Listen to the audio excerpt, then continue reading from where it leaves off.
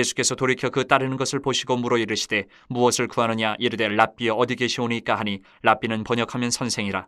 예수께서 이르시되 와서 보라. 그러므로 그들이 가서 계신 데를 보고 그날 함께 거하니 때가 10시쯤 되었더라. 오전도 보고 오후도 보고 신앙 세미나라고 해서 원래 세미나가 조금 길어야 맛이 있는데 어떡할까요? 좀 어려울 것 같은데 하여튼 신앙 세미나를 좀 하자 그래서 예수의 명령에 응답하라. 전체 제목은 그렇게 봤고요. 교재를 보시면 두 가지 큰 주제가 두 가지입니다. 첫 번째가 네 가지 종류의 제자. 그 다음에 두 번째 주제는 그 예수의 제자에게 주신 예수님의 네 가지 명령. 그러니까 네 종류의 제자가 있고 네 가지 명령이 있습니다. 그 명령에 제대로 우리가 응답하고 있을까? 오늘 우리가 이 부분을 한번 살펴보기 원합니다. 내용이 좀 자세하게 다루려고 하면 아주 많아서 간단하게 좀 이제 넘어가는데 하여튼 이제 미리 좀 준비를 하고 이제 성경 구절도 막 찾고 이렇게 하려면 시간이 많이 걸리니까 이제 제일 앞에 있는 네 가지 종류의 제자 덮여 있는 것은 제가 설명만 쭉쭉 하고 넘어갈 거로 그렇게 합니다. 예수님이 이 땅에 오셔서 복음을 전할 때에 이미 다른 종류의 제자들이 있었어요. 그래서 이 다른 종류의 제자들이 있었기 때문에 예수님이 오셔서 예수의 제자를 만드시는 거예요. 이걸 우리가 잘 생각해야 됩니다. 그냥 다른 사람은 아무것도 없는데 예수님이 딱 와가지고 이제부터 너희 제자 되라 이게 아니라 여러 종류의 제자들이 있습니다. 요한복음에도 보면 그 신랑못에 가서 소경의 눈을 띄워주고 진흙 바르면서 가서 씻으라 그러고 이제 눈 뜬 사람이 오잖아요. 그 눈 뜬 사람은 그때 예수님 안식일을 고쳐주니까 또 이제 바리새인들이 막 시비를 겁니다. 그러면서 나중에 이제 막 이렇게 하고 마지막에 이제 네가 어디서 그렇게 했느냐니까 뭐 예수의 제자다고 이제 예수님께 띄워졌다 그러고 할 때에 이제 안식일에 그 눈 고쳤다고 이제 그런 얘기를 하면서 그 유대인들이 하는 말이 우리는 모세의 제자인데 그런 얘기를 합니다. 여러분 성경에 모세의 제자라는 말 신약 성경에서 주의 깊게 읽어보셨습니까? 아마 저도 잘 처음에 이걸 생각할 때는 그렇게 그냥 대충 넘어간 것 같아요. 성경에는 제일 첫 번째 모세의 제자가 나옵니다. 그 다음에 또 어떤 제자들이 있느냐면 이제 예수님이 이제 훈련을 하고 제자들과 같이 모였을 때에 이제 예수님 앞에 시비 걸고 질문하기 위해서 바리새인의 제자와 요한의 제자들이 왜 우리는 금식을 하는데 당신 제자들은 금식을 안 합니까? 그리고 이렇게 시비를 걸러 나오는 사람들이 있어요. 그러니까 또 어떤 종류의 제자가 있습니까? 바리새인의 제자가 있고 세례 요한입니다. 세례 요한의 제자가 있어요. 그러니까 첫 번째가 모세의 제자가 있고 두 번째가 바리새인의 제자가 있고 세례 요한의 제자가 있고 네 번째가 이제 예수님이 만드는 예수의 제자입니다. 여러분은 어느 제자이십니까? 예수 제자이십니까? 아멘? 네. 그러면 철저하게 이제 자기부터 해부를 좀 해보겠습니다. 스스로 한번 자기 자신을 나는 과연 어떤 제자인가 하는 것을 해부를 하는데 여기 보면 이제 분류해가지고 몇 가지 제목들이 있어요. 이걸 가지고 대충 간단하게 좀 넘어가려고 합니다. 모세의 제자, 바리새인 제자, 요한 제자, 예수의 제자가 있는데 제일 첫 번째 이들을 분류할 때에 어떤 주제를 가지고 분류할 수 있냐면 첫 번째가 영성입니다. 영성. 다시 말해서 모세의 제자 영성은 어떻고 바리새인 제자의 영성은 어떠냐 이런 식으로 봅니다. 누가복음 10장에 보면 이제 예수님께서 강도 만난 사람 얘기를 해줍니다. 그래서 예루살렘에서 여리고로 내려가다가 강도 만나서 쓰러져 있는 사람. 자, 이 쓰러져 있는 사람을 보고 제사장들은 어떻게 하느냐? 제사장과 레위 사람들, 제사장을 어떻게 합니까? 우리 아는 대로 한번 얘기해 봅시다. 보고 피하여 지나가대. 쳐다봤어요. 그런데 피하고 지나가 버리면 아니 불쌍한 사람이 누워있으면 피 흘리는 사람 누워있으면 적어도 옆에 서서 뭐 119 신고라도 해주든지 뭐 어떻게 뭔가가 있어야 되는데 피하여 지나가 버려. 직분은 제사장입니다. 아마 핑계는 했겠죠. 난 지금 빨리 제사 드리고 가야 된다고 뭐 그렇게 핑계했는지 그건 모르지만 하여튼 직분은 하나님을 섬기는 사람이고 뭔가 그렇게 하는 사람인데 쓰러져 있는 사람을 보고 그냥 피해 가버립니다. 전혀 관심이 없죠. 사람에 대해서 관심이 없습니다. 자기 일에 바쁘기도 하고 자기 일이나 무슨이다 그러고 아니면 도와주다 보면 자기 시간 아니면 자기 물질 뭐 이런 거 다 뺏길 것 같으니까 그냥 넘어가 버리는 사람이 있어요. 모세의 제자들이 강조하는 그 영성은 내가 어떤 사람인가, 나는 목사다, 나는 장로다, 나는 권사다, 나는 집사다. 자기의 어떤 교회 안에서도 직책, 직분 이것만 주장을 하는 사람이 있어요. 여러분이 모세 제자라고 해가지고 뭐 예수 안 믿는 사람으로 생각하면 안 됩니다. 믿는 사람들이에요. 믿는 사람들인데 나는 그래도 이 교회 내가 장로인데 나는 권사인데 뭐 이러면서 자기가 큰 소리 치는 사람, 진짜 말씀대로 안 살아가면서도 직분만 강조하는 사람이 늘 있습니다. 어디에 가나 다 있습니다. 여러분이 그렇지 않게 되길 바라고요. 그 다음에 이제 그런 바리새인의 제자는 마태복음 6장 6절에 보면 이 사람은 사람에게 보이려고 착한 일을 합니다.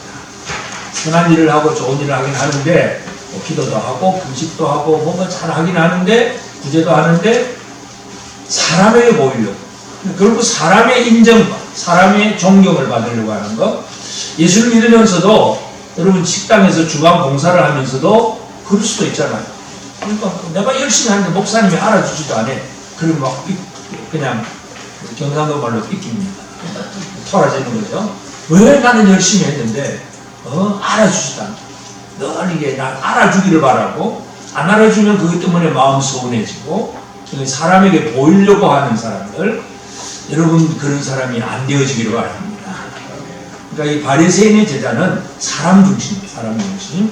늘 사람에게 인정받고 사람에게 존경받고 사람에게 어떤 그냥 이 인정을 받고 칭찬받으려고 하는 이런 사람이 있습니다. 요한의 제자, 세례 요한의 제자는 이제 그 요한복음 1장 그 35절에 보면 세례 요한이 막 나와서 이제 활동을 하니까 이제 두 제자가 안드레하고 요한인데 이 두 제자가 세례 요한에게 찾아옵니다. 찾아왔다는 얘기는 이 사람들은 직업이 어부예요. 갈릴리 바다에서 고기 잡던 사람인데 아니 저 선지자가 나타났다 하는 얘기 듣고는 그 고기 잡던 거 내버려 두고 말씀대로 나오는 사람이에요. 세례 요한의 제자는 말씀에 칼급한 사람들입니다. 오늘 오후 예배에 지금 세미나에 참여하고 있는 여러분들은 최소한 세례 요한의 제자입니다. 적어도 들으려고는 앉아있잖아요. 뭔가 가서 내 바쁜 일도 있고 직장 뭐 갈릴리 어부니까 뭐 고기도 잡아야 되고 예를 들어서 어부들이 혼자 잡는 게 아니라 여러 사람이 그물도 같이 당겨야 되고 그러는데 자기 빠지면 어떻게 됩니까? 다른 사람이 더 힘들어지는데도 그런데도 막 빠지고 오는 거예요. 다 말씀대로 가야 된다고. 이것이 바로 요한의 첫 번째 제자들 얘기입니다. 이만한 영성 같으면 대단한 사람이다. 아무리 바빠도 나는 주일에 절대로 안 빠져. 오후 예배도 안 빠져. 이렇게 막 열심히 하는 사람, 영적인 면에서 말씀을 사모하고 열심을 내는 사람입니다. 이게 세례 요한의 제자입니다. 영성이 그렇습니다. 결국은 그런 얘기는 뭐냐면 한계가 뭐냐면 말씀을 사모하긴 하지만 전부 누구 중심입니까? 내가 은혜 받고 내가 복 받고 내가 하나님 앞에 기도하고 응답 받고 그냥 내가 잘 돼 보려고 애를 쓰는 사람입니다. 그것이 뭐 틀린 건 아니지만 이 영성의 의미를 장단점을 잘 이해해야 됩니다. 그럼 마지막 예수의 제자는 뭐냐? 이제 마태복음 9장 36절, 누가복음 10장 33절인데 예수님께서 무리를 보시고 불쌍히 계십니다. 이제 아까 우리 모세 제자에서 그 강도 만난 자 얘기했잖아요. 자, 이때 사마리아 사람은 어떻게 합니까?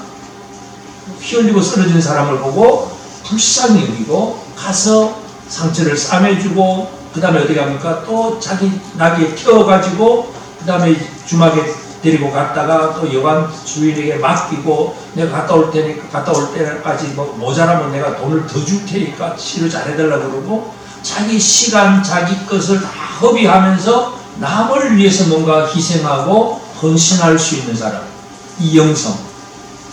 그래서 이 영성의 문제에서 네 가지 종류의 제자를 보면 모세의 제자 쪽으로 가면 갈수록 인간미도 없고 사람도 없고 오직 직분, 명예, 권력, 돈 이런 것이 더 추구가 되고 예수의 제자 쪽으로 오면 올수록 사랑, 희생, 헌신 이런 것들이 많이 나타나는 겁니다. 여러분은 어딘가 지금 잘 적응을 해보시기 바랍니다. 그 다음에 기도 생활, 두 번째 주제가 기도입니다. 마태복음 6장 7절에 보면 이 모세의 제자들의 기도는 중언부언입니다. 중언부언이 뭐냐 하면 말을 많이 해야 하나님이 들으실 거야. 기도를 오랫도록 해야 하나님이 들으실 거야. 이런 식입니다. 그래서 기도하는 형식과 절차와 또 많은 시간들, 이런 외형적인 모습들, 여기에 초점을 맞춥니다. 그래야 기도한 것 같고, 그냥 잠시 기도하는 건 별로 기도 안 한 것 같고, 이런 식으로 나갑니다. 중언부언.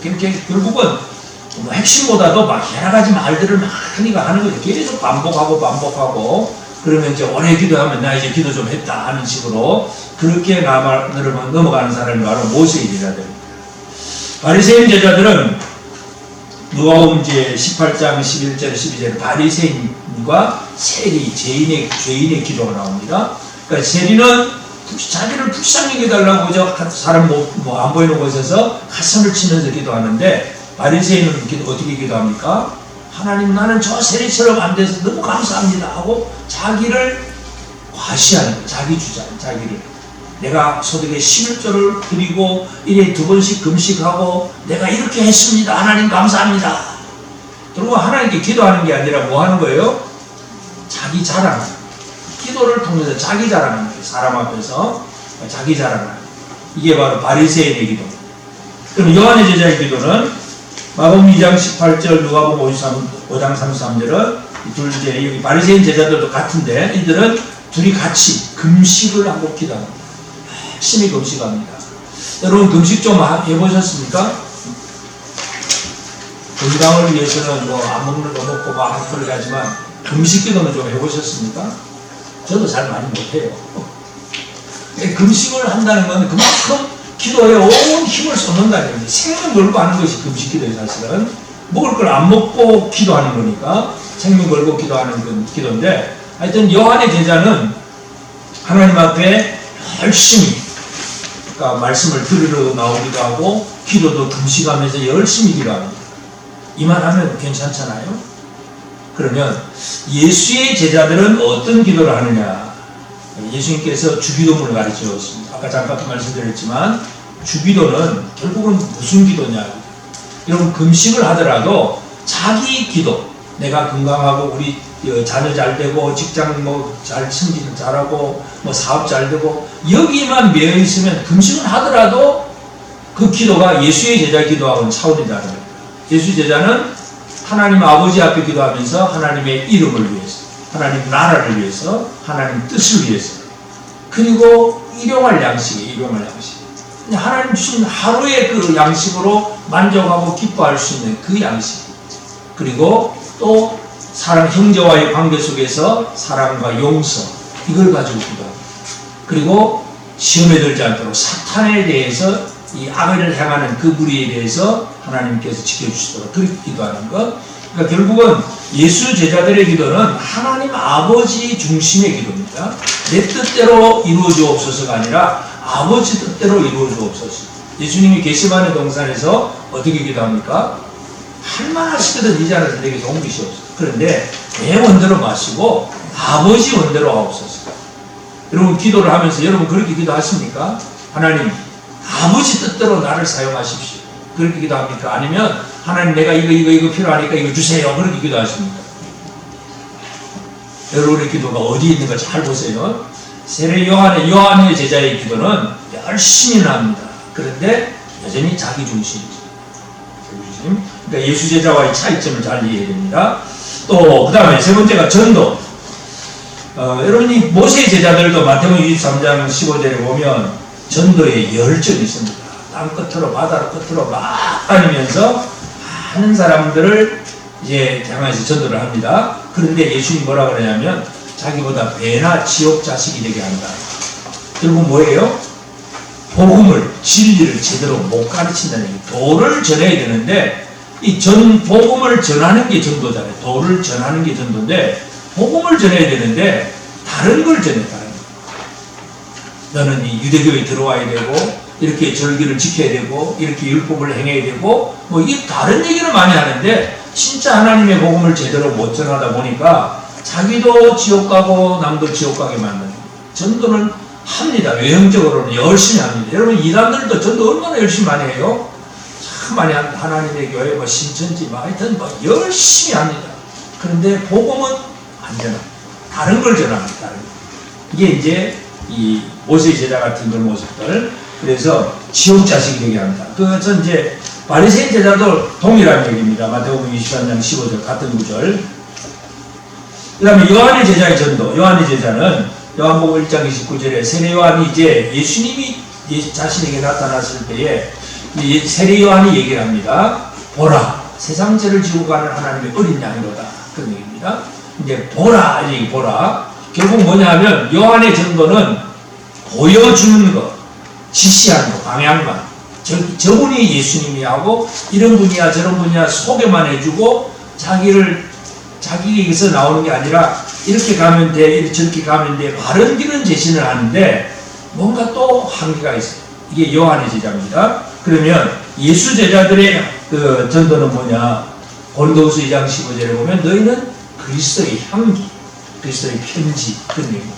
그러니까 우리 안에서 삶에서 예수 그리스도의 냄새가 나오는 거죠. 옆에서 있다 보면 막 냄새가 납니다. 예수 냄새가 나요. 삶으로 뭔가 다른 사람에게 영향력을 끼칠 수 있는 사람. 이게 이제 복음 전하는 요한의 제자와 예수 제자와의 그 차이점. 이걸 잘 이해하세요. 그 다음에 네 번째, 성전. 성전의 개념. 요한복음 2장 16절에 보면 예수님이 이제 처음에 성전에 나타나셔서 그 상을 뒤집어 부시고 그러기 소 팔고 양 파는 사람 막 내쫓잖아요. 그런 얘기를 하면서 예수님께서 하신 말씀이 너희가 이 장사하는 집, 하나님께서 만민이 기도하는 집을 이 강도의 구렬로 만들었다. 그런 얘기를 합니다. 그러니까 이 헤롯 성전에 성소 지성소가 있고 그 다음에 이제 헤롯이 성전을 크게 확대를 하면서 그 바깥에 이제 뜰을 또 새로 만듭니다. 이스라엘 남자들의 뜰, 여자들의 뜰, 또 이방인의 뜰, 막 이렇게 뜰을 많이 만드는데 제사장들이 이제 이방인의 뜰에다가 사람들에게 장사할 수 있는 아주 프리미엄, 아주 특권을 이제 붙여서 그렇게 장사하는 몫을 만들어주죠. 왜냐하면 원래 이제 제사드리러 소 끌고 양 끌고 막 오거든요. 근데 소 끌고 양 끌고 오다 보면 멀리서 오다 보면 소나 양이 뭔가 다칠 수도 있고 뭔가 금이 날 수도 있습니다. 그럼 제사장이 안 받아줍니다. 실컷 끌고 와도 안 받아주니까 제사를 드릴 수가 없잖아요. 그러니까 결국은 어디 가서 구입하게 만드느냐? 바로 성전 바로 밖에 있는 그 이방인의 뜰, 여기서 장사하는 사람들에게서 소 사고 양 사고 그래가지고 제사 드리게 합니다. 그러니까 뒷거래라고 제사장들이 또 돈 받아먹고 또 성전을 통해서 자기 이익을 추구하는 사람들, 이게 바로 모세 제자들의 이야기입니다. 하나님 앞에 이 성전의 개념이 전혀 없고 자기 이익을 추구하는 사람들. 바리새인 제자들은 이제 그 건물 성전을 보면서 예수님께서 하시는 말씀이 너희가 이 성전을 헐라 내가 사흘 만에 일으키리라 하니까 어떻게 지금 46년 동안 헤롯이 지금 46년 동안이라고 오랜 시간 동안 성전을 확대하고 막 밖에 그 담도 만들고 또 막 망대도 만들고 크게 만들어 가는데 결국은 바리새인은 성전을 바라보면서 뭘 보냐 하면 건물만 바라보고 있습니다. 이렇게 크고 멋있고 화려하고 아주 튼튼해 보이고 너무너무 좋다는 얘기죠. 성전, 옛날에는 모세 성막 텐트 저런 거 있잖아요. 솔로몬 성전도 금으로 짓긴 했지만 그것도 크기는 많이 크질 않아요. 헤롯의 성전은 이 에돔 족속이니까 유대인들에게 관심을 사기 위해서 성전을 엄청나게 크게 만들어줘요. 바깥에 뜰을 새로 만들고 막 안토니아 망대도 만들고 막 여러 가지 많은 만들을 만들다 보니까 이 유대인들에게는 이제 자부심이 생기죠. 우리 성전 진짜 좋다. 건물이 좋다는 얘기, 건물. 성전의 의미를 찾는 게 아니라 외형적인 것, 이걸 찾는 것이 바로 바리새인 제자들의 성전 개념. 그러면 이제 요한의 제자들은 이미 이제 성전에서 떠났습니다. 이들은 광야로 갑니다. 건물하고 상관없이 광야에 가서 금식하고 세례요한 그렇잖아요. 메뚜기 석청 먹으면서 그 SNF파 사람들처럼 그렇게 성전 건물과 상관없이 그냥 말씀으로 살고 기도하고 금식하고 이런 사람들이 바로 이제 요한의 제자들. 그러면 예수 제자들은 성전의 개념이 뭐냐? 고린도전서 3장 16절에 하나님의 성령이 너희 안에 거하시며, 성령이 우리 안에 거하시는 우리가 성전이에요. 성전. 여러분, 성전의 개념을 잘 이해해야 되는데, 성전은 하나님과 하나님의 백성이 만나는 장소가 성전입니다. 처음에 모세에게 성막 만들려고 할 때에 지성소에 언약궤를 만들고 그 언약궤 뚜껑 위가 이제 천사들, 그룹들이 날개를 서로 펴고 이렇게 마주대하는 것이 있는데, 이 공간을 속죄소라고 해요. 하나님께서 그곳에 임하고 그곳에서 너희 하나님의 백성과 만나게 하겠다. 그러니까 성전은 하나님과 하나님의 백성과의 만남이 이루어지는 곳이고, 그래서 예수님은 내가 성전이야. 내가 성전이라는 것을, 성전을 이제 막 뒤집어 엎어버리면서 너희가 이 성전을 헐라 내가 사흘 만에 일으키리라. 예수님이 성전이에요. 근데 사도 바울은 고린도전서에서 예수님이 성전일 뿐만 아니라 성도들이 성전이다. 그럼 이 건물은 성전이 아니고 예배당입니다. 예배하는 장소. 우리 하나님 앞에 드리는 예배당, 예배하는 장소이고, 성전은 성도들을 속에 하나님의 성령이 임하신 우리가 성전입니다. 옆 사람에게 한번 얘기합시다. 졸리기 전에. 당신이 성전입니다. 당신이 성전입니다. 건물이 성전이 아니고 우리 안에 하나님의 영이 거하시고, 이것이 바로 성전이라는 겁니다. 예수님의 제자들의 성전 개념 잘 이해하셔야 됩니다. 어떻게 드리느냐? 모세의 제자들의 예배. 요한복음 4장 20절에 보면 이제 사마리아 여자가 예수님과 대화하는 광경이 나오는데, 그 사마리아 여자가 우리가 어디서 예배해야 됩니까? 그리스도산입니까? 예루살렘 성전입니까? 장소. 어디서 예배드려야 하나님이 받으시냐 얘기입니다. 그러니까 모세의 제자들은 절차, 형식, 예배의 절차, 형식, 여기에 더 초점이 맞습니다. 그래서 뭐 사도신경을 먼저 해야 되냐, 아니면 주기도문을 먼저 하면 안 되냐, 막 그냥 절차 가지고 다투는 사람이 있어요. 여러분, 예배 시작하면서 주기도문을 한다고 해서 예배가 안 되는 게 아니잖아요. 우리가 그냥 전통적으로 익숙하게 그냥 신앙 고백을 먼저 하다 보니까 사도신경 먼저 하는 거지, 제일 마지막에 해도 상관은 없어요. 하나님 다 받으시는 거니까. 근데 이 형식과 절차에 매여가지고 이거 하나만 틀리면 큰일 날 줄 아는 사람이 바로 모세의 제자들입니다. 어디서 드려야 되냐? 여기냐 저기냐? 형식 절차 여기 매이는 거. 그리고 이제 바리새인 제자들은 예배가 또 마태복음 6장 5절에 보면 기도하고 구제하고 하는 게 전부 외식입니다. 사람에게 보이려고. 내가 예배 잘하는데 내가 기도 열심히 했다. 사람에게 자기의 어떤 근엄한 모습을 보여주려고 애를 쓰는 사람들, 이게 바로 바리새인 제자들. 요한의 제자들은 금식하는 열정. 그래서 하여튼 뜨거운 열정은 있어요. 요한의 제자들 금식하는 열정. 그러면 결국은 예수 제자들은 어떤 예배를 드리느냐? 요한복음 4장 21절에서 24절, 예수님이 사마리아 여인에게 가르쳐주신 것, 하나님은 영이시니 영과 진리로 예배할지니라. 여러분, 여러분이 하나님 앞에 예배 드릴 때에 육체만 나와 앉아있으면 아무 의미가 없잖아요. 몸뚱이는 있는데, 예를 들어서 예배 설교 시간에 몸은 여기 앉아있는데 생각이 엉뚱한 데가 있어요. 자식이 어떻고 사업이 어떻고 내일 뭐 출근하기 싫고 뭐 엉뚱한 데가 있으면 몸은 여기 와 있는데 혼도 안 와 있는 거예요. 이거는 적어도. 근데 마음까지는 와 있는데, 마음을 하긴 하는데 영이 진짜 하나님 앞에 예배를 드립니다. 다시 말해서 하나님은 영이세요. 그러면 예배는 뭐냐면 영과 영의 만남이에요. 영이신 하나님 앞에 나의 영이 하나님을 만나는, 이것이 바로 진정한 예배입니다. 그래서 예수의 제자들의 예배는 영의 예배입니다. 영과 진리로 예배할지니라. 영과 진리로 예배. 이걸 잘 이해하세요. 그 다음에 사역. 또 일은 어떻게 하느냐? 요한복음 11장에 이제 가야바 대제사장이 나오는데, 가야바가 하는 말이 산헤드린 공회에서, 저 예수 때문에 많은 사람들이 막 몰려들고 막 어떻게 소란이 벌어지고 하니까, 이러면 이제 로마 사람들이 우리가 이제 좀 이 질서를 잘 못 지켜서 좀 우리를 책망할 것 같다, 이런 생각이 들어서 가야바가 그런 얘기를 하잖아요. 자, 한 사람이 죽고 우리 민족이 사는 게 좋지 않냐, 이런 식으로. 그래서 열심히 해가 우리가 평안하기만 하면 무슨 짓을 하든, 예수가 있든 살든 죽든 그 상관없이 우리만 잘 되면 돼. 우리만 잘 되면 돼. 모든 일에 있어서 자기 중심입니다. 이 모세의 제자들은 뭐 교회가 잘 되든 아무 상관없어. 그냥 나만 평안하면 돼. 내가 뭔가 잘하고 내가 뭔가 인정받고, 이게 바로 모세의 제자들의 사역입니다. 그러면 바리새인의 제자들의 사역은 아까 말 똑같습니다. 마태복음 6장 1절, 사람에게 보이는 것, 내가 열심히 했다, 내가 이만큼 전도했다, 내가 이만큼 기도했다, 내가 이만큼 봉사했다, 뭔가 자꾸 자기를 보이려고 하는, 사람에게 인정받으려고 하는 것, 이게 바로 바리새인 제자들의 특징입니다. 그 다음에 요한 제자들의 사역은 누가복음 3장 3절에 보면 세례요한이 이제 설교를 하면서 죄 사함을 받게 하는 회개의 세례를 선포합니다. 회개의 세례, 회개하라, 회개하라. 그래서 막 군병들은 이렇게 하고 세리들은 이렇게 하고 막 회개하라고 얘기하잖아요. 그러니까 당연히 회개는 해야 됩니다. 그런데 그 수준에만 머물러 있는 거예요. 회개하라는 것까지만 머물러 있는 거, 이게 바로 세례 요한 제자들의 사역입니다.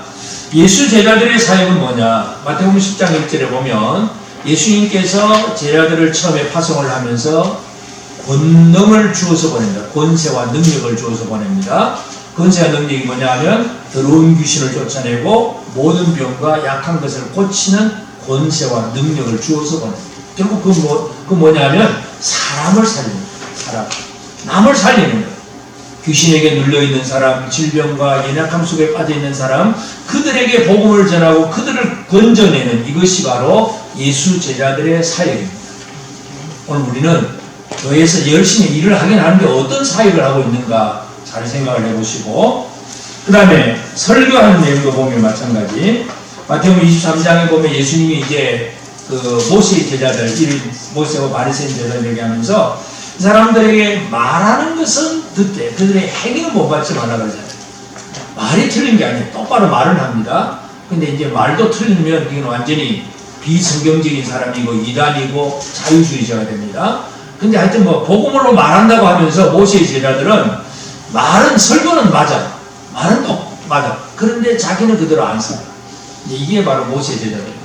설교를 하면서도 설교를 하는데 자기가 말씀대로 안 사니까 모세 제자고, 그 다음에 바리새인 제자들의 설교는 예수님이 그 11조에 대해서 얘기하면서 율법에 더 중요한 것, 정의와 긍휼과 또 믿음, 의와 인자심, 이것을 더 소중하게 생각하는 거죠. 바리새인들은 11조만 잘하면 돼.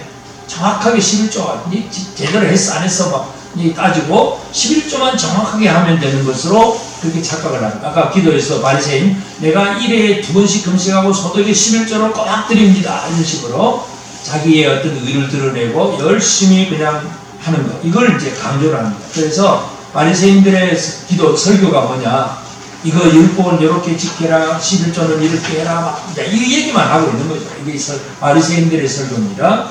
그럼 요한 제자들의 설교는 마태복음 3장 1절에서 아까 얘기했던 세례요한의 설교인데, 회개하라, 죄 있는 사람은 회개하라, 이 얘기만 하고, 그 다음에 예수 제자들의 설교는 결국은 이제 사도행전 2장에 보면 사도들이 처음 나가서 이제 설교를 시작합니다.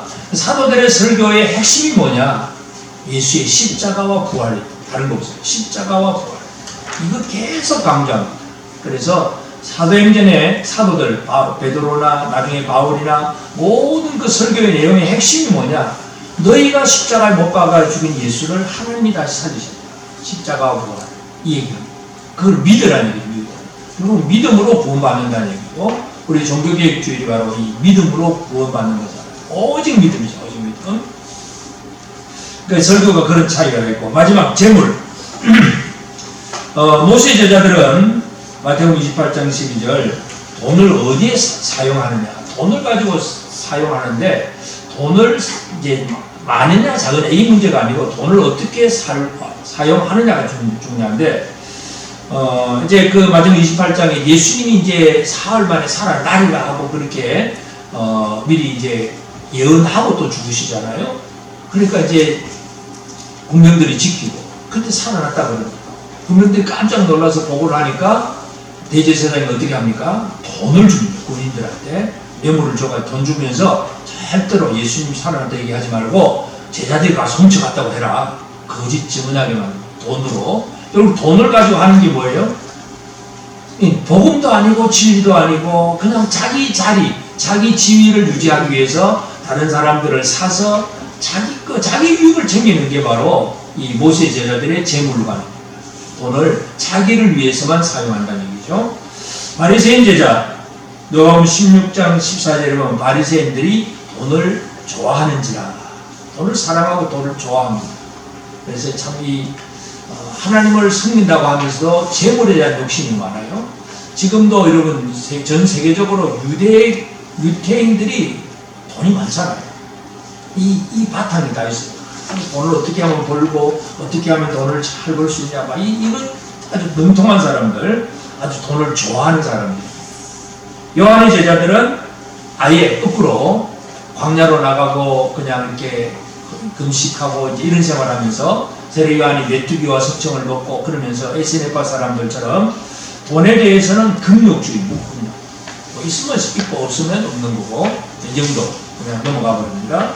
그러면 예수 제자들은 어떻게 돈에 대한 관점을 가져야 되느냐? 예수님 누가복음 22장 36절에 보면 처음에는 예수님께서 제자들을 보내면서 너희가 이스라엘 중에 잃어버린 양에게로 가라, 그런 얘기 하다가 이제 마지막 훈련 다 마친 다음에는 모든 족속에게로 가라 그러거든요. 그래서 가라고 하면서 처음에는 두부옷도 가지지 말고 지팡이와 신만 신고 가라 그래놓고, 이제 마지막에는 전부 금이 있으면 팔아가지고 다 그 돈을 가지고 팔아가지고 복음을 위해서 사용하도록 만드십니다.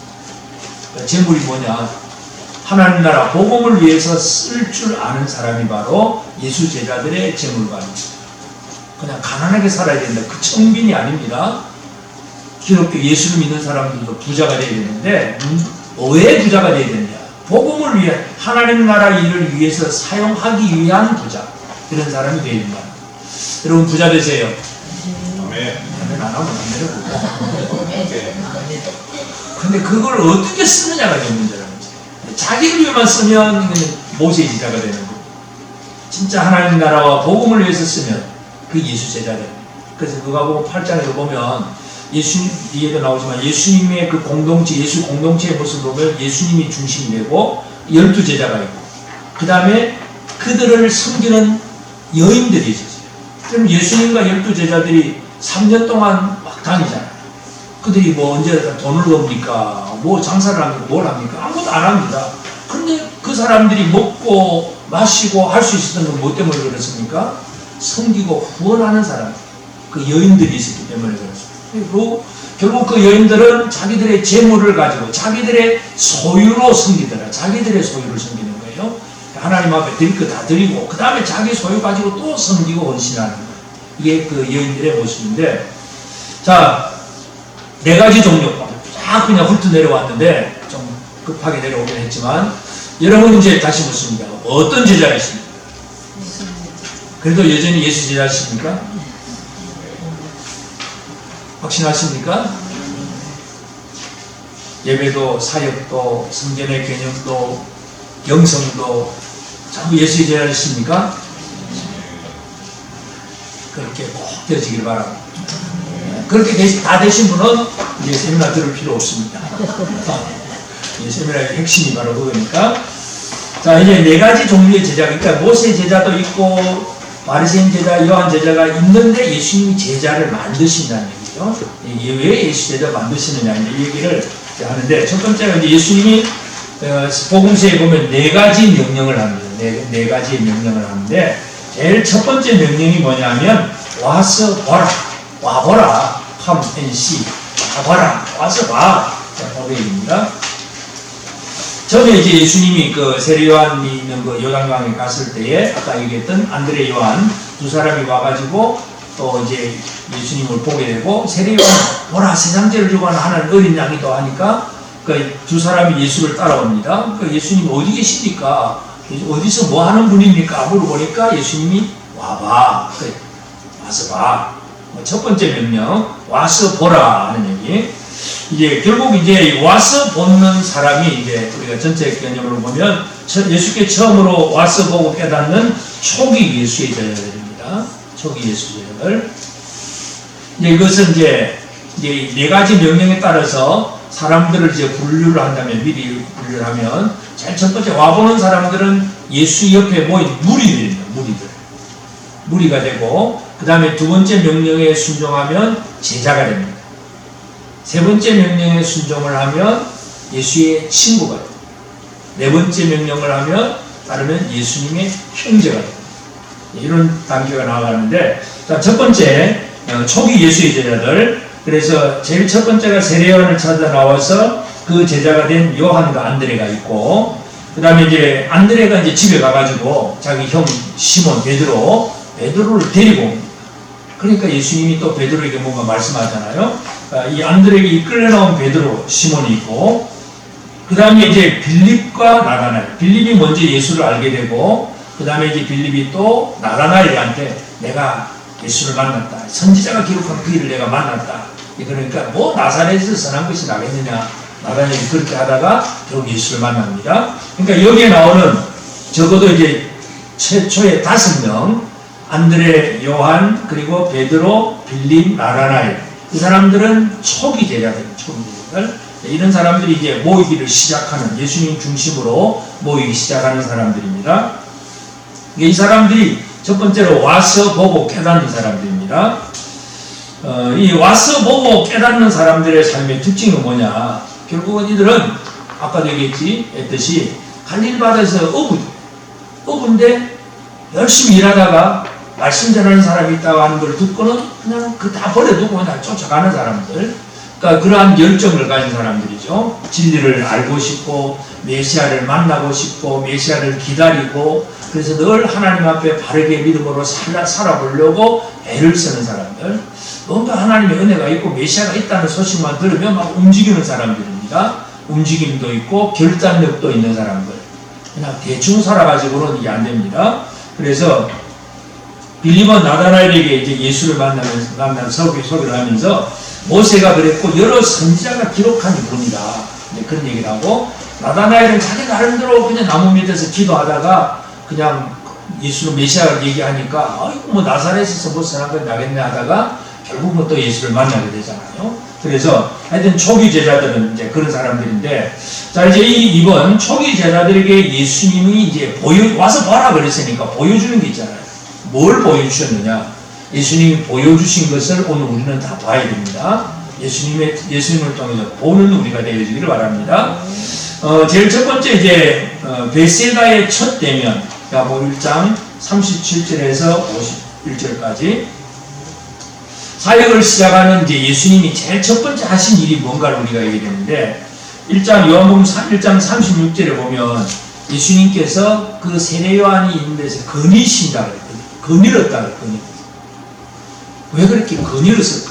거니시는 이유가 뭘까요? 거니시는 의도.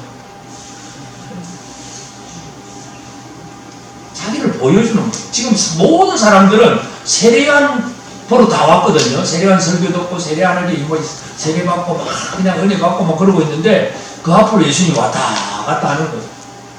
왔다 갔다 말도 안 해. 왔다 갔다 해. 근데 세례요한이 딱 발견하고 보라 세상 죄를 지고 하는 그런 양이라고 그러죠. 그러니까 이 거니신다는 얘기는 뭐냐면 예수님이 자신을 드러내신, 이제부터 내가 등장했어 하고 이제 자신을 등장시키는 거예요. 이게 자신을 보여주는 거죠. 그래가지고 안드레와 요한이 제일 먼저 어디 계십니까? 와봐. 그래서 그 집에 찾아가고 그 다음에 베드로 데리고 오고 막 이런 식으로 일이 시작이 됩니다. 그래서 첫 대면은 예수님께서 사람을 모으시는 제일 첫 번째 행동, 사람을 왔다 갔다 거니시는 거예요. 여러분 이제 이런 양을 찾으려면 제일 먼저 해야 될 일이 뭘까요? 그 사람 앞에 왔다 갔다 해.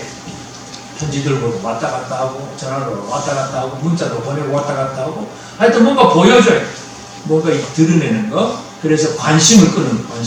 이것부터 시작합니다. 예수님께서 그 앞에서 거니시고, 그러니까 거니는 정도니까 아직 누군지는 몰라요. 그냥 존재만 보여주는 거예요. 내가 있다 하는 존재만 보여주는 정도지만, 그러나 일단 이게 이제 출발점입니다. 그래가지고 이제 그 5 제자가 이제 예수님께로 이제 갑니다. 그리고 이제 그 다음날 사흘째 되는 날 예수님도 혼인잔치, 결혼식이, 예수님 집안이 결혼식입니다. 우리 목사님 집안도 결혼식이 있는데, 근데 그 목사님 집안에는 잔치 손님을 엄청 많이 보니까. 근데 이 요한복음 2장에 보니까 마리아가 예수님 데리고 가고 예수님도 이 초기 제자들 다 데리고 가는 거예요. 동네잔치에 동네잔치 다 데리고 가요. 2장에서 우리가 잘 아는 이제 물로 포도주를 만드는 사건이 나오죠.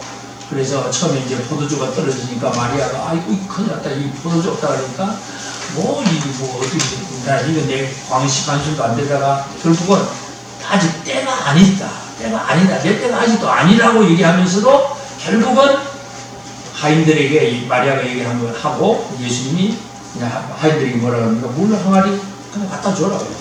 물 항아리에 물 담아 갖다 주라 하니까 그것이 물이 포도주로 바뀌는 그 놀라운 일이 벌어집니다. 여기서 중요한 게 뭐냐면 2장 그 11절에 보면 그 표적을 통해서 제자들이 예수를 믿으니라 그 말이 나와요. 예수를 믿으니라. 결국 예수님께서 능력을 보여주신 거죠. 물로 포도주를 만드는 그 사건을 통해서 내가 예수를 따라다니면 뭔가 놀라운 일이 있겠구나 하는 것을 기대감을 가지고 이때부터 제자들은 예수를 믿기 시작합니다. 그래서 예수님께서 보여주신 것은 바로 예수님의 능력을 보여주셨다는 것, 능력과 권위를 보여주는 거예요.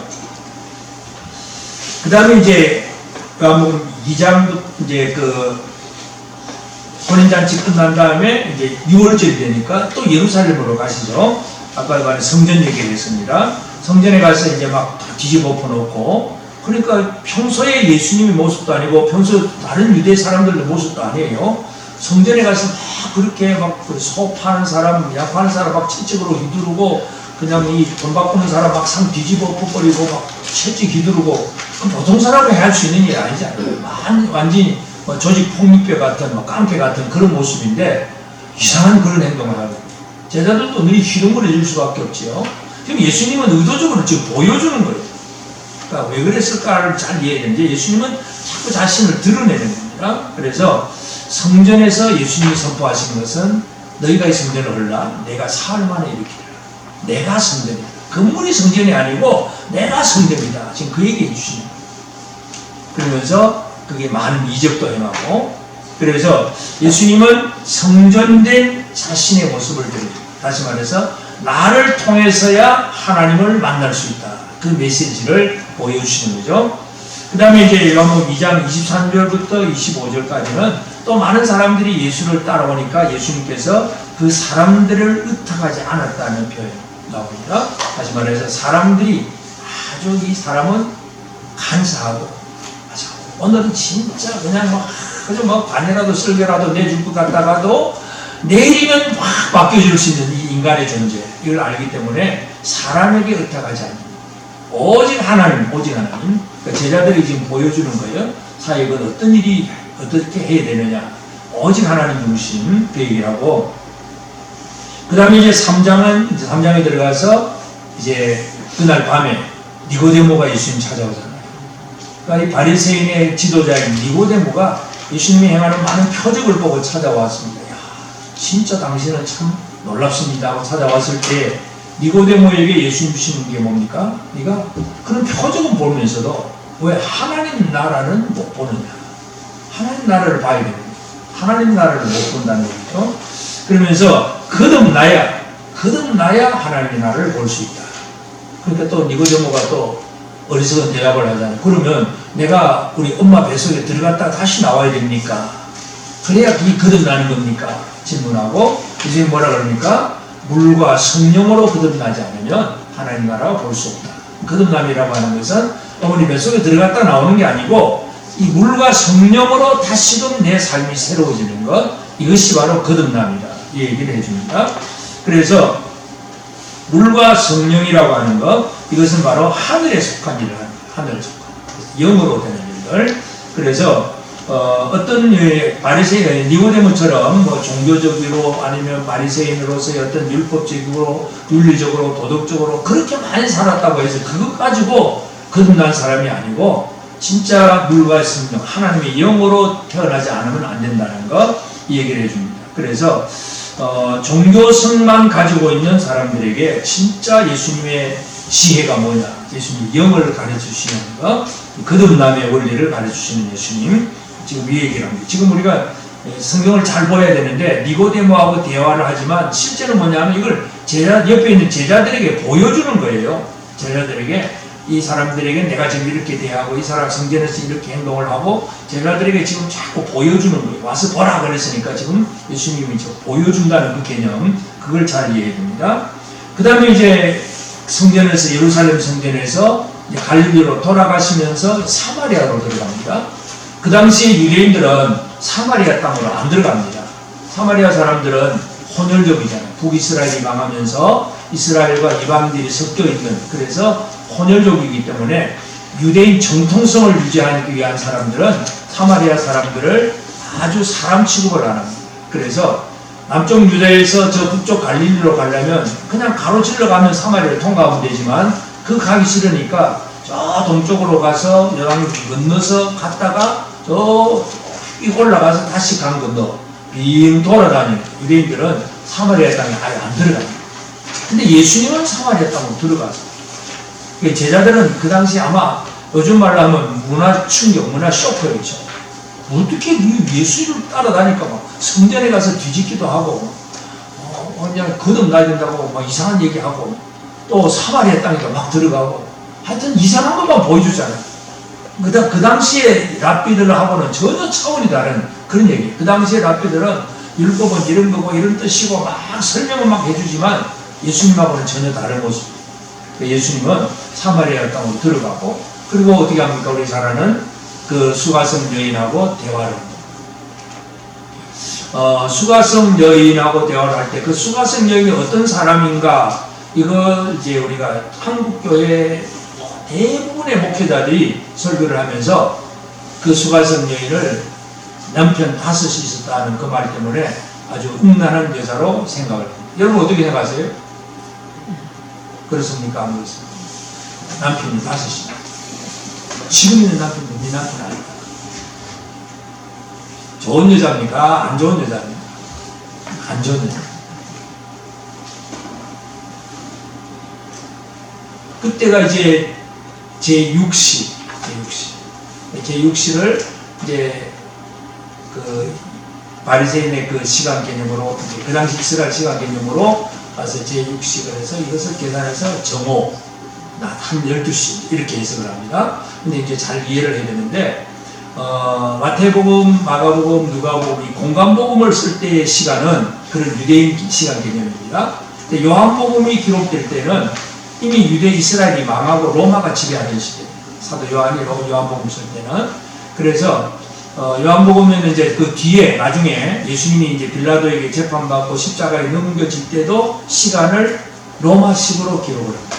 제6시 그러면 새벽 6시 아니면 저녁 6시. 그러니까 요한복음 4장의 제6시도 새벽 6시 아니면 저녁 6시. 한낮에 나온 게 아니에요. 저도 설교를 많이 들었어요. 사람을 이 음란한 여자가 다른 사람과 보기 싫어가지고 그냥 남들이 안 나오는 땡볕에 그냥 한낮에 그냥 물에 물기를 나왔다 얘기하는데 그 성경을 잘 이해를 하셔야 되는데 새벽 6시 아니면 저녁 6시. 그게 잘 이해해야 됩니다. 그럼 그 시간은 사람들이 물기로 나오는 시간이에요. 아침에 밥을 하든 저녁에 밥을 하든 물기로 나오는 시간이에요. 그러면 남편 5시는 어떻게 되는 거예요? 또 여자가 예수님하고 대화하면서 질문하는 것도 보면 보통 질문이 아니에요. 예수님, 우리는 그리심산에서 예배드리는데 왜 유대인들은 성전에서 예루살렘 성전에서 예배드립니까? 어디서 진짜 예배드리는 게 진짜입니까? 이런 질문까지 할 수 있는 정도, 이런 정도. 그 다음에 추수하는 밭을 희어져 추수할 때가 되었다. 근데 그 추수가 무슨 추수입니까? 제자들은 아직도 넉 달이 내서 지금은 아직 열매가 안 맺었습니다. 근데 예수님은 보라는 거죠. 뭘 보랄까요, 결국은? 영혼을 보라. 사람을 보라는 거죠. 사마리아 사람을 보라는 거죠. 유대인들은 쳐다도 보지 않는 그 사람들을 봐라.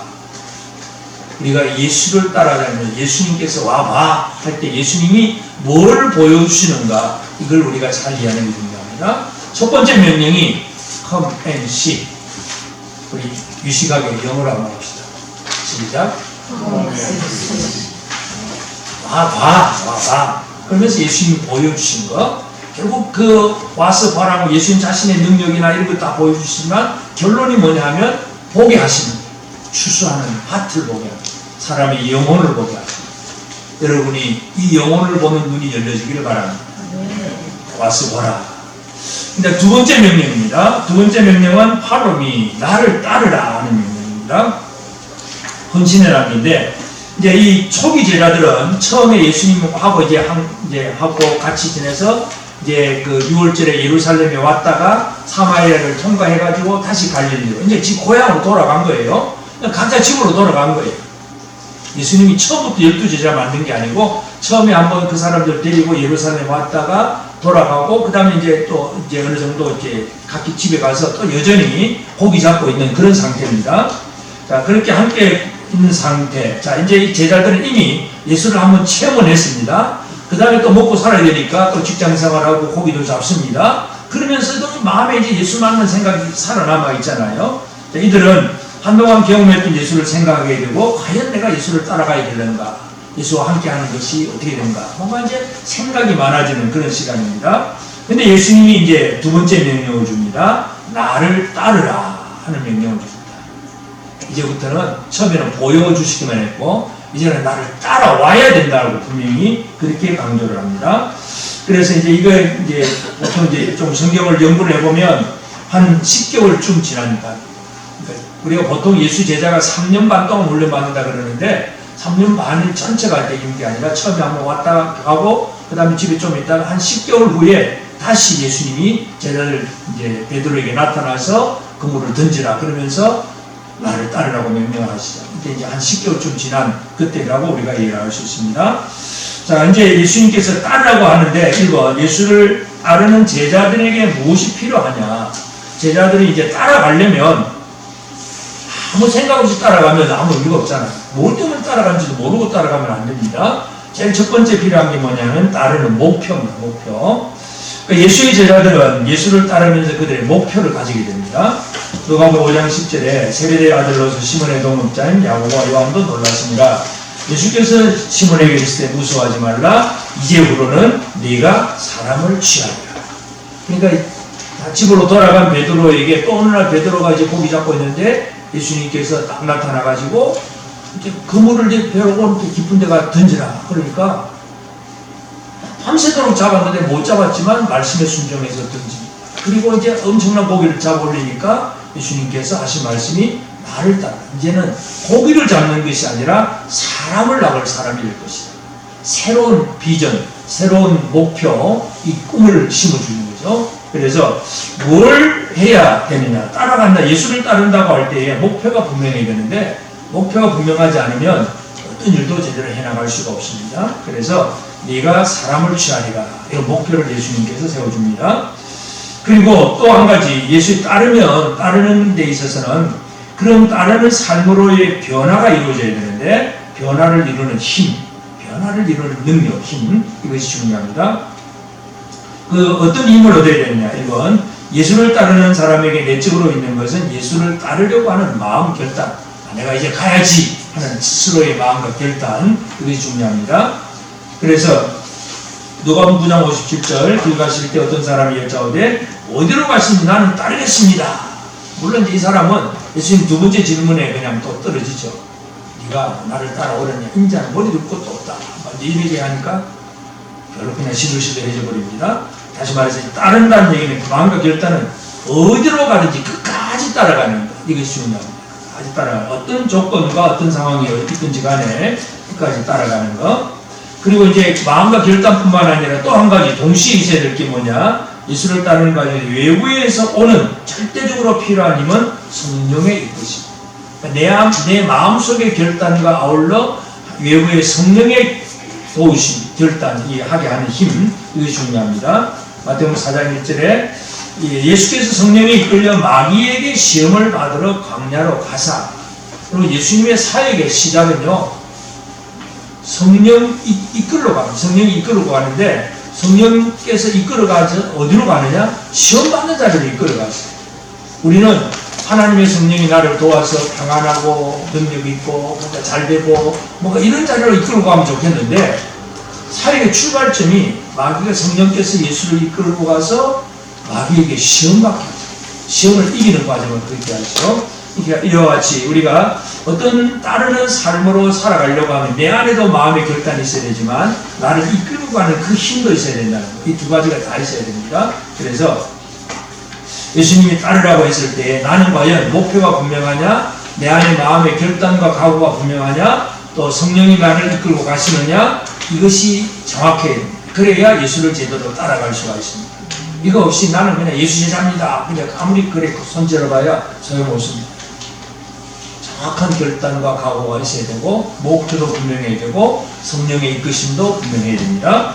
그럼 이제 예수님이 따르라고 했는데 예수님이 이제 따르게 하시는 방법, 제일 첫 번째가 뭐냐면 초청이. 따르라고 했으니까 오라 하면 초청부터 시작하죠. 예수님께 그 초청받는 사람, 예수님의 초청은 인간적인 부귀 영화를 약속하지 않습니다. 마귀는 예수를 시험하면서 천하만국 영광을 다 주겠다고 얘기하잖아요. 나한테 절만 하면 이거 다 줄게. 나한테 우리 예수만 믿으면 이 천하만국 다 이게 다 네 거야. 여러분 이 밖에 나가서 건물 보이는 게 다 내 거야 그러면 어떻겠습니까? 요즘 제일 잘 나가는 사람이 어떤 사람입니까? 건물주. 눈에 보이는 거 다 주겠다고 합니다.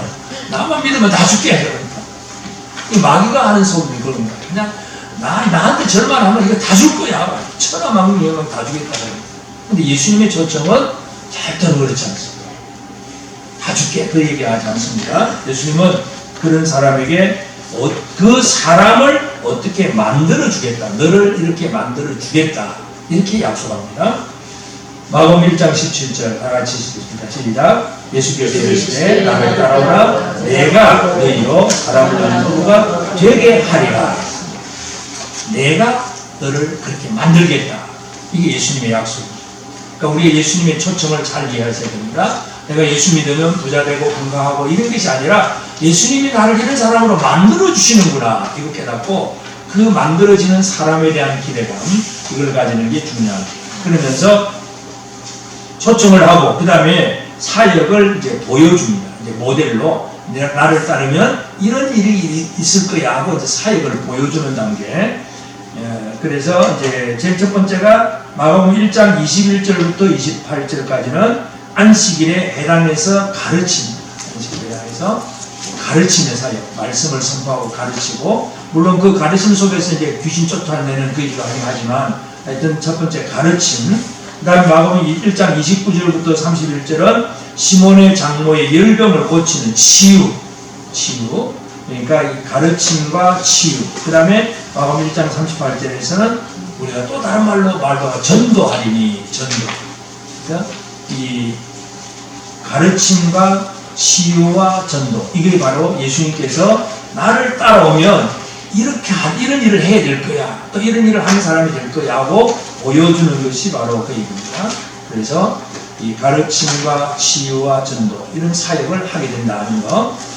그러면서 이제 예수님은 그 따르는 사람들에 대해서 확인도 해주고 그들에 대한 기대감도 가지고 계십니다. 이제 누가복음 5장 1절부터 11절인데 세베대 아들로 시몬의 동업자인 야고보에 한번 놀랐습니다. 예수께서 시몬에게 이르시되 무서워하지 말라. 이제부터는 네가 사람을 취하리라. 그래서 많은 물고기를 잡은 다음에 이제 이 물고기 이거 아무것도 아니야. 이제 너는 사람을 취할 거야. 이렇게 얘기해 주면서 그들에 대한 확인 그리고 기대감 이걸 해주십니다.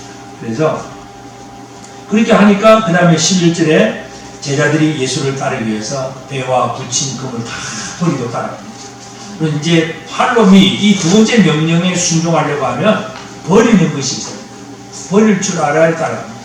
못 버리면 못 따라갑니다. 참 이제 이 버리는 것도 참 쉬운 게 아니더라고요. 지금도 제가 이제 제 방에 있는 책을 다 못 버리고 나왔습니다. 아직도 뭐 한 트럭이나 되는지 그걸 모르겠는데 하여튼 신학교에서 좀 가져가라 그래도 뭐 한 5, 600건 가져갔나? 그 정도밖에 안 가져가고 또 안 가져갑니다. 또 다른 뭐 전도사들 좀 가져가려고 한 서너 건 됐거든요. 이제 뽑아가고 다시 또 남아있습니다. 전부 다 이제 결국 고물상으로 가야 될 건데 버려야 나오는데 아직 저는 이제 원로 목사가 되긴 됐는데 버리지는 다 못했어요. 부탁은 해놨어요. 우리 강사님한테 이거 다 버려야 될 거니까 버리는 거 연구 좀 해봐라. 사람을 데려서 와서 하든지 뭐 어떻게 내놔버리든지 뭔가를 해야 되는데 하여튼 이제 잘 버려야 돼. 뭔가 다음 단계로 나가려니까 자꾸 버려야 돼. 이사를 하는 것도 마찬가지. 우리 집 살림도 마찬가지. 집 사는 거 보니까 막 이사하기 전에 제일 많이 하는 게 뭐니까 버리는 거야. 절반을 버리고 다 버려줘. 이것도 다 버리고 다 버리고 열심히 버려야 돼. 그러면 새로운 단계로 나가려면 버릴 줄 알아요. 이거 아깝고 저거 아깝고 다 남겨두기 시작하면 절대로 한 단계로 나갈 수가 없습니다. 그래서 제자들이 배와 부친 그물이 다 버리고 나가요.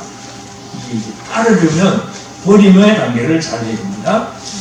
자, 그러면 이제 따라가면서 이제 따르면서 예수를 이제 보고 배우는데 어떤 예수를 보고 배우는 사역하는 예수님을 보고 배우는데 제일 첫 번째가 율법주의자들과 충돌을 하게 되는데 그때 아주 단호함을 보여줍니다.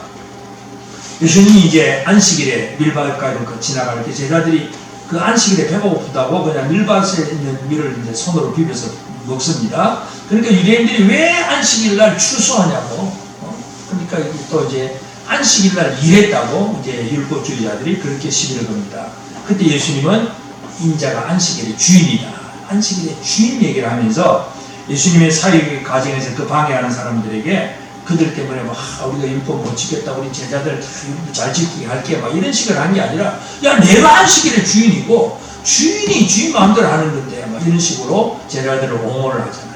이 예수님이 하신 일은 율법주의자들과 충돌합니다. 다시 말해서 제자들의 하여금 말을 따르면 이러이러한 사람들과 만나게 되고 이런 사람들의 도전을 받게 되는데 절대로 두려워하지 마라, 절대 쫄지 마라, 바로 그 얘기를 하고 있습니다. 예, 쫄지 마. 이게 바로 율법주의자와 충돌합니다. 마가복음 3장 5절에 보면 그들의 마음이 완화감을 탄식하사 노하심으로 그를 아주 분노하시면서 그를 돌아보시고 그 사람에게 이르되 내 눈을 내밀라 하시니 그 손을 내밀라 하시니 그가 내밀면 손이 회복되었더라. 안식일에 손 내밀을 회복하시는 그 사건도 마찬가지. 하여튼 율법주의자들과 계속 충돌하는 사건들이 벌어집니다. 그때마다 예수님은 그들에게 뭐 타협하고 물러서고가 아니라 아주 단호함 이걸 보여주십니다. 제자들에게 지금 그런 모습을 보여준다는 것. 그 다음에 그러니까 율법주의자들에 대해서는 그렇고 그럼 하나님 아버지에 대해서는 어떻게 하느냐. 아버지에 대해서 요한복음 5장 그 17절 같이 볼까요? 예수께서 그들에게 이르시되 내 아버지께서 이제까지 일하시니 나도 일한다. 그러니까 예수님은 오직 아버지가 일하니까 나도 일한다. 아버지, 하나님 중심의 일, 사역을 하면서 충돌하는 사람에 대해서는 분노하고 단호하게 그냥 발격을 하지만 어떻게 하든 늘 하나님의 일에 근거입니다. 하나님이 일하시니까 나도 일한다. 하나님 중심. 그 다음에 사역자의 자기관리, 마가복음 3장 7절. 이제 바리새인 헤롯 땅이 자기를 죽이라는 사실을 알고 바다로 물러가셨고, 그래서 인간적인 감정으로 사람과 싸우는 일이 아니라 하나님의 일을 이루기 위해서 그 목적에서 물러가신다는 거. 물러갈 줄도 알아요.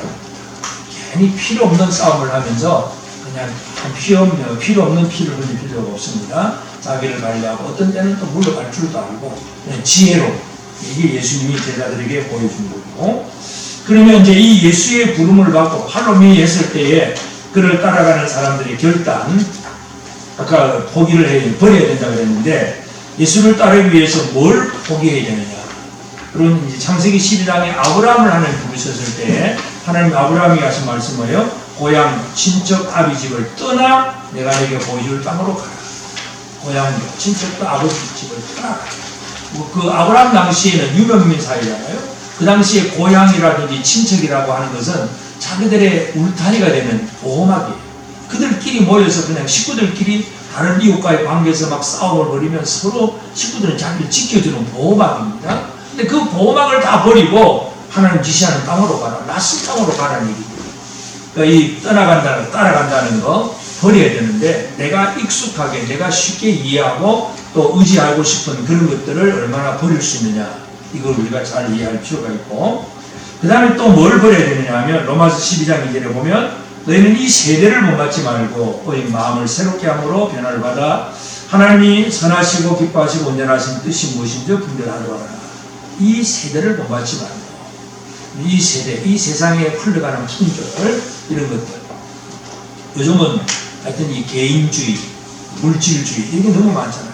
요즘 쉽게 말해서 요즘 개인주의들은 너무 많다 보니까 교회도 마찬가지. 이게 이 청년들도 다 그런 문화적인 어떤 습관들이 있어가지고 교회 와도 막 다른 형제들과 서로 뭐 인사하고 서로 붙들어주고 서로 사귀고 서로 교제하고 이런 것보다 그냥 혼자 가만 앉아서 예배드리고 그냥 혼자 가버리고 이런 것들이 너무 많아졌어요. 개인주의일 수 없더라고요. 옆에 있는 개인주의도 안 모를 거고 옆 사람도 모를 거야. 그냥 혼자 예배드리고 이 세상의 많은 풍조들이 그런 식인데 교회는 그렇지 않잖아요. 그리스도의 몸이잖아요.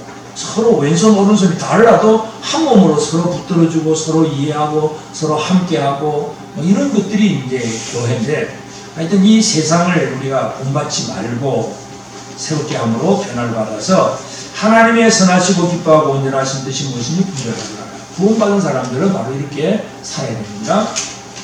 이 세대를 보게 할 줄도 알아야 되고 그 다음에 누가복음 14장 33절에 보면 이와 같이 너희 중 누구든지 자기 모든 소유를 버리지 아니하면 너희 내 제자가 되지 못하리라.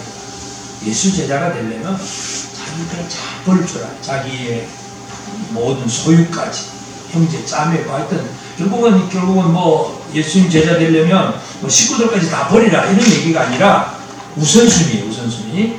진짜 주님을 위해서 살기 위해서는 무엇을 뭐 더 우선으로 하고 다른 것을 뒤에 할 수 있느냐 이걸 해야 되는데 요즘은 늘 이제 이 세대가 그렇습니다. 우상, 자녀가 우상이 되겠고, 요즘은 자녀도 또 안 낳다 보니까 애완견이 우상이 되고, 유모차, 공원에 가보면 유모차를 잘 끌고 가는데 가만 귀엽다고 쳐다보니까 사람이 아니야. 아니, 개를 잘 키우려면 잘 걸려가지고 운동시켜줘야 될 것 같은데, 잘 모시고 다녀. 오히려 더 병들 것 같아. 뭔가 이 세상이 자꾸 달라졌죠.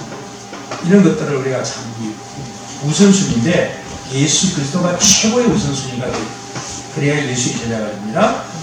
그래서 예수를 따르는 과정에서 가져야 될 건 뭐냐? 가져야 될 것은 하나님께서 모세를 부르실 때 출애굽기 4장에 보면 뭐 지팡이를 던져보라 또 하는 그런 하나님의 능력을 행하게 하잖아요. 결국 하나님을 신뢰하는 얘기입니다. 나는 못 갑니다 하지 말고 하나님을 신뢰함으로 갈 수 있다. 그 얘기. 그 다음에 요한복음 17장 11절에 보면 예수께서 아버지의 이름을 내가 주었다고 합니다. 아버지 이름을. 내가 아버지 앞에 이름을 받아가지고 그 이름을, 받은 이름을 예수님은 제자들에게 줍니다. 그러니까 우리가 받아야 될 것, 하나님을 신뢰하는 것, 하나님의 이름, 그 다음에 갈라디아 2장 9절에 이제 동역자들과 서로 교제하는 것, 함께하는 것, 이런 것들이 이제 예수를 따르기 위해서는 필요하다는 얘기고, 그 다음에 세 번째 명령이 뭐냐, 이제 따르는 사람들에게 예수님은 나와 함께 있으라. 나와 함께 있으라. 이제 따르라고 하는 이 명령에는 쉽게 말해서 12제자가 아니라 많은 제자가 있어요. 우리가 알듯이 예수님이 70명의 제자가 있고 그 외에 많은 무리들도 있습니다. 나중에 예수님이 가룟유다가 죽은 다음에 이제 그 마띠아 같은 사람도 있잖아요. 요셉 마띠아도 있고 이런 사람들은 12제자는 안 들어갑니다. 근데 평소에 예수님과 늘 같이 했던 사람들이에요. 그러니까 나중에 사도가 될 수가 있었는데 이제 세 번째 명령에는 예수님이 산에 가서 올라가서 기도하시고 나서 12사람을 부릅니다. 그 따르는 많은 제자들 팔로미에 그 명령에 따라오는 사람들 중에서 너 12명 나와 불러가지고 이제는 너희들 집에 가지 말고 나와 함께 있어야 돼. 다시 말해서 전임 사역, 파트타임, 전에 왔다가 갔다가 그냥 예수님 따른 사람들이 설교 듣고 아이고 바쁜 일 있으면 또 집에 갔다가 또 왔다가 막 근데 마음대로 했었는데 12명의 제자를 부르면서 이때부터는 너희들은 이제는 나와 함께 있어야 돼. 그 얘기입니다. 12제자를 세우시는 거예요. 사역자를 세웁니다. 이제 진짜 본격적인 훈련입니다. 이때부터는. 지금까지는 거의 보여주고 이제 뭔가 한 예수님께서 이제 보여주면서 이런 거야, 사역은 이런 거야 하고 이제 보여줬다면 이제 본격적으로 이제 이들을 제자로 만들어 가시는 과정이 세 번째 명령, 나와 함께 있으라 하는 명령. 이제 그 마가복음 3장 14절에 보면 첫 번째가 자기와 함께 있게 하시고 하는 얘기입니다. 그러니까 뭐 아까 얘기했던 모세의 제자, 바리새인 제자, 요한의 제자 그런 사람들이 있지만 이제 너희들이 내 제자야 그러면서 12제자를 모으십니다. 또 그들은 마가복음 3장 14절에 또 보내자 전도도 하며 할 일이 전도입니다. 그 다음에 막 귀신을 내어 쫓는 권세도 있게 하려 합니다. 능력을 가지고 사역을 하게 하십니다. 그러면 이제 어떤 사람들이 있느냐? 우리 잘 아는 12제자, 그 이번에부터 시몬부터 가룟유다까지 12명이 있습니다. 그거는 이제 앞으로 여러분 뭐 참고해 보시면 되겠고, 그럼 예수님이 12제자를 모으셨는데 산에 올라가 기도하고 응답받고 모은 사람이에요. 우리가 잘 알다시피 가룟유다도 지금 들어가 있는 거예요. 12명 제자가 있습니다. 그러면 이 12제자가 어떤 사람들일까? 쉽게 말해서 각양각색의 사람들, 다양한, 과연 저 사람들하고 내가 어울릴 수 있을까 생각을 해보면 쉽지 않습니다. 여러분 옆에 있는 분들하고 어떻습니까? 잘 어울리십니까? 성격과 기질이 진짜 저 사람하고는 안 어울릴 것 같습니다. 쉽지 않지요? 그게 정답이에요. 쉽지 않습니다. 우리가 조금도 모든 사람이 동일하지 않습니다. 쌍둥이도 다른데 다 다릅니다. 기질도 다르고 다 다릅니다. 그런데 그들을 하나로 묶고 나서 이제 같이 살아야지. absolute 없어. 같이 먹고 자고 같이 자고 얼마나 그 안에 갈등이 많이 일어나겠어요. 교회 안에 갈등은요 당연한 거예요. 그 갈등이 뭐예요? 갈등. 또 다른 얘기 또 나오는데 갈등이라는 단어 뜻을 아십니까? 갈은 무슨 갈자고 등은 무슨 등자입니까?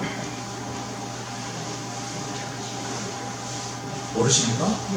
선생님도 모르십니까? 갈은 칡나무, 갈, 등나무. 근데 묘한 것이 갈은 다른 나무를 타고 올라가잖아요. 타고 올라갈 때마다 오른쪽으로 뱅뱅 올라갑니다. 등나무는 왼쪽으로 올라가요. 왼쪽으로 돌아오죠. 그러니까 이 한 나무가 있는데 갈이 있고 등이 있습니다. 둘이 같이 한 나무를 이제 동시에 올라갑니다. 그럼 어떻게 될까요? 하나는 오른쪽, 하나는 왼쪽입니다. 이쪽에서 만나요. 또 돌아서 또 만나요. 또 만나요. 계속 반복해서 부딪히면서 계속 올라가는 거예요.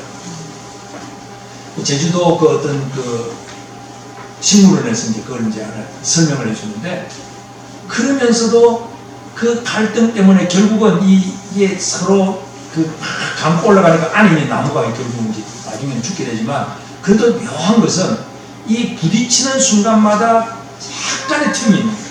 갈과 등이 약간의 틈을 두고 또 비껴가고 또 돌아서서 만나긴 하지만 또 비껴가고 그러면서 계속 올라가는 거예요.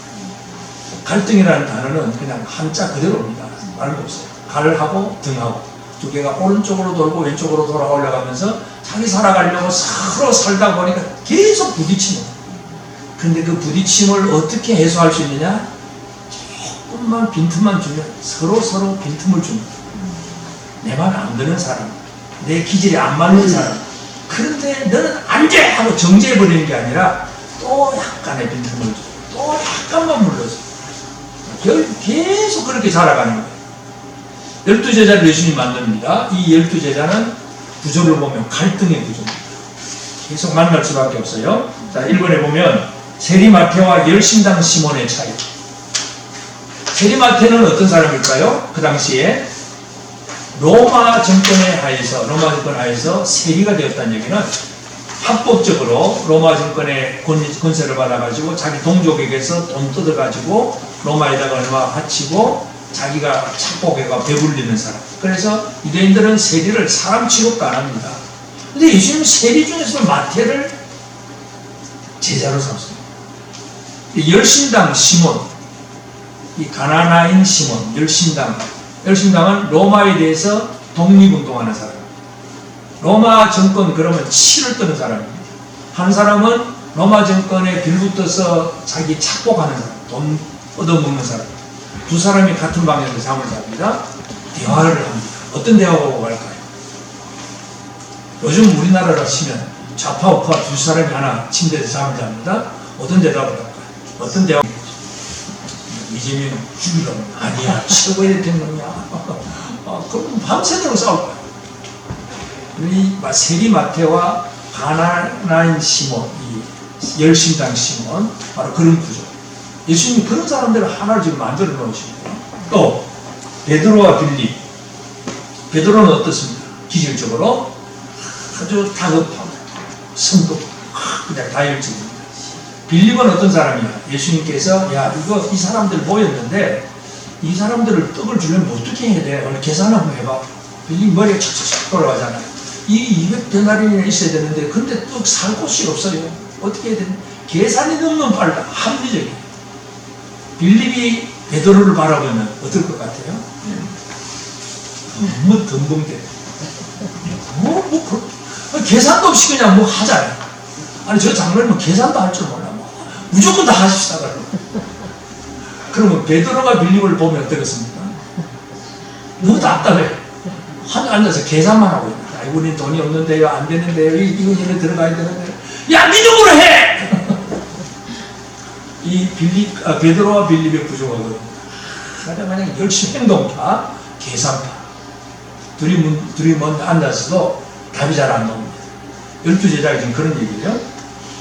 야고보 요한 형제. 이 두 사람은 야고보와 요한 형제, 야고보 요한 형제는 별명이 뭡니까? 보아느게, 우리 아들. 이것도 이거 성급하고 우리 아들. 그냥 우리 아들. 근데 안드레와 바돌레메는 아주 차분한 사람. 아주 차분하고 얌전하고. 그냥 예의가 바르고 이런 사람. 근데 이 야고보 요한 이 사람들은 예의가 없어. 12제자 중에서 나중에 어떻게 합니까? 자기 어머니 통해서 로비 활동하잖아요. 예수님 나라면 나는 하나 우편에 좌편에 우리 둘이 잘 보이겠고 자기 주장이지 남 생각도 안 해. 이런 사람들하고 그 다음에 뭐 안드레는 예수님 자기가 먼저 만났으면서도 형님 데려가잖아요. 형님 만나서 남 중심 다른 사람 생각하고 이런 사람들 기질이 다 전혀 차이가 나 다른 사람. 도마와 가는 유다. 그리고 도마도요. 물론 의심 많은 도마 그러잖아요. 가룟 유다는 회개를 맡았어요. 무능한 사람일까요? 똑똑한 사람이에요. 가룟 유다도 계산 잘하고 회개 업무 잘하는 사람이에요. 근데 마지막 순간에 마귀 생각 때문에 이제 외신을 때리게 되지만 하여튼 이 도마는 뭡니까? 살짝 그냥 합리적으로 의심하고 또 꼼꼼하게 따져보는 사람이고 또 가룟 유다도 이렇게 계산을 잘하는 사람이지만 결국은 마지막에 영적인 면에서는 이제 갈라서게 되죠. 한 사람은 의심했다가도 결국 예수를 제대로 고백하게 되고 가룟 유다는 마귀의 생각에 넘어가게 되고 뭔가 기질적으로 영적으로 다 다른 사람들이에요. 예수님이 12제자를 세우셨는데 똑같은 사람을 세우지 않습니다. 전혀 다른 사람들. 전혀 다른 사람들끼리 모여가지고 너희들 나와 함께 있으라 지금 얘기입니다. 우리 대전 사랑하는 성도님들은 다 옆 사람을 쳐다보시고 똑같습니까? 다릅니까? 그러면 얘기합시다. 당신이 나하고 너무 달라서 고맙습니다. 그리고 다르다는 얘기는 갈등의 구조이지만 예수님은 이들을 다양하게 사용하시죠.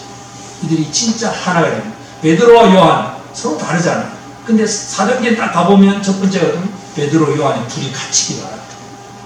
이 서로 다른 사람들이 하나가 되어서 나아가요. 그래서 나와 함께 있으라 하는 예수님의 그 전략을 잘 이해하셔야 돼요. 그리고 갈등하면서 서로 비껴가고 서로 이해하고 배려하고 하는 그런 것들을 훈련시키는 거예요. 제자 훈련이 다른 게 아니고 뭐 복음 내용은 뻔하잖아요. 예수님들의 구원이죠. 뭐 당연한 거잖아요. 근데 그런 제자들끼리 서로 어떻게 하나가 될 수 있느냐. 갈등을 잘 만들어가는, 해소를 잘 해나가는 그런 구조. 이게 중요합니다. 그래서 예수와 함께 하면 이제 사역자 훈련을 하는데 예수님이 이제 그 함께 있으면서 특별히 하시는 게 뭐냐면 사역에 대한 기본적인 설명입니다. 설명. 주로 이제 예수님의 사역은 비유로 설교를 하는 비유. 예수님의 그 설교 비유가 많이 나오잖아요. 대표적인 게 이제 마가복음 4장을 보면 네 가지 밭의 비유. 근데 무리들에게는 비유로 설명합니다. 사람이 씨를 뿌리는데 어떤 씨는 길가에 떨어지고 어떤 씨는 돌밭에 떨어지고 뭐 가시밭에 떨어지고 옥토에 떨어졌는데 근데 나중에 이제 30대, 60대, 100배 열매를 얻었다. 이게 비유로만 설명을 했어요. 사람들 다 알아듣습니다. 그렇지. 길가에 떨어지면 새가 쪼아 먹지. 그래, 맞아. 그러고 이제 집에 간 거예요. 그게 뭔지 몰라. 알아듣기는 알았는데 뭔지는 몰라. 그게 무리들입니다. 근데 그 밤에 예수님 제자들을 모아놓고 설명을 해주는 거예요. 설명이 뭡니까? 씨앗은 뭐라고요? 씨앗은 말씀, 하나님의 말씀. 씨의 특징이 뭡니까? 씨앗. 씨앗 하나만 쳐다보면 또 별거 아닌 거예요. 별것 아닌 거지만 씨앗은 생명이에요. 이 씨앗이 떨어져서 썩어 없어짐으로써 그 안에서 또 많은 생명들이 성장하고 자라나는 놀라운 생명, 번식 이런 것들이 나오는 게 씨앗의 특징입니다. 그러니까 이 씨앗은 하나님의 말씀의 특징 얘기해주고, 그리고 밭은 사람들의 마음입니다.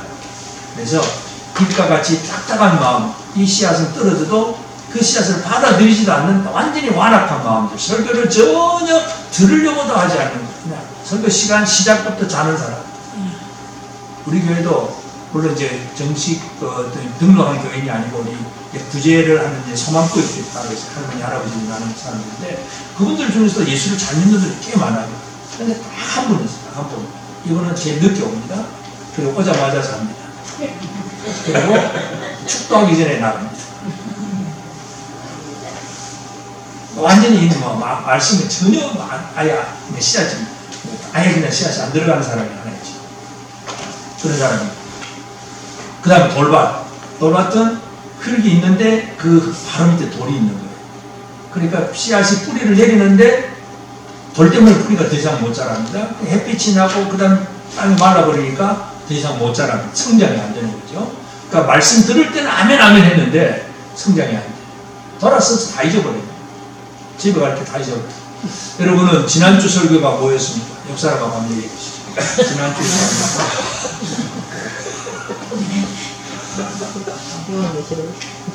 지난주 목사님 설교가 뭐였습니까? 왜 저를 보십니까? 이게 말씀이 자꾸 들어오고 뿌리를 내리고 뭔가 돼야 되는데 이 돌밭은 자기 안에 한 감정적인 어떤 이 문제들, 상처들 이런 것 때문에 말씀보다 그게 더 큰 거예요. 그래가지고 그거 해결하느라고 말씀 들을 때는 아멘 하게 했는데 다 잊어버립니다. 그 다음에 가시밭, 세상의 염려와 재리의 유혹들, 이게 더 바쁘다 보니까, 세상살이 더 바쁘다 보니까 말씀도 아멘 아멘 하면서 잘한 것 같은데 나중에 보니까 열매가 없어요. 옥토는 30배, 60배, 100배의 열심. 이게 사람의 마음. 예수님이 설명을 그렇게 해주신 거예요. 그러니까 제자들은 들으면서 이제부터 본격적인 합수훈련이잖아요.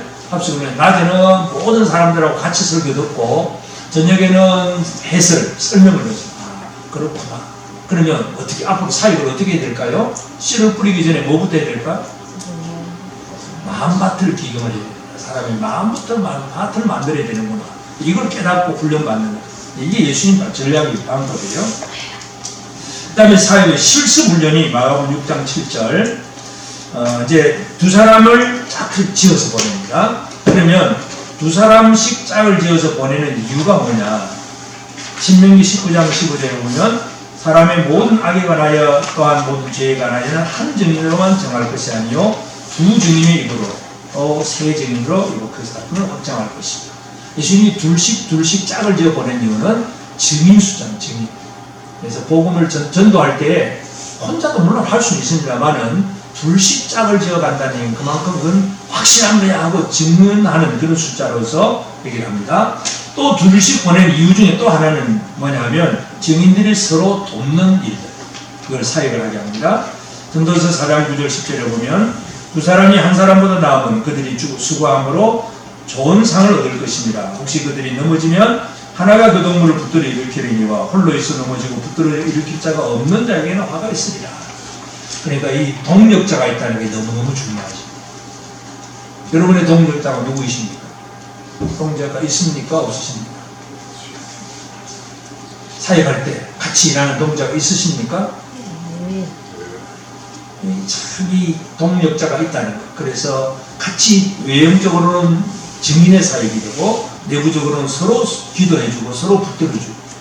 쉽게 말해서 전도할 때도 한 사람은 말로 하고 한 사람은 뒤에서 성령으로 기도하고 이렇게 계속 합력해서 일을 이루어가는 것. 그러니까 예수님이 둘씩 짝을 지어서 이제 실습을 하게 하신 거예요.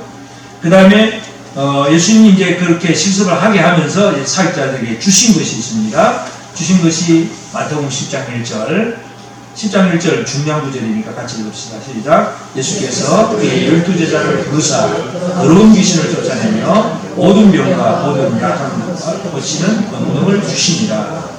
그래서 12제자를 불러서 첫 번째 더러운 귀신을 쫓아냅니다. 그러니까 그 당시 예수님 당시에 그 모세 제자나 바리새인 제자, 요한 제자들도 말씀 율법을 가지고 막 설교하고 해설을 하고 많은 얘기를 많이 했지만 더러운 귀신에게 눌려있는 사람을 고치는 일은 아무도 못해요. 이걸 예수 제자들이 하게 하시는 거예요. 그래서 더러운 귀신을 쫓아내고 그 과정 속에 병도 고치게 하고 또 약한 자들을 강하게 만들어주기도 하고 이런 것들, 이걸 권능을 주었다. 권세와 능력을 주셨다. 이걸 우리가 얘기해봅니다.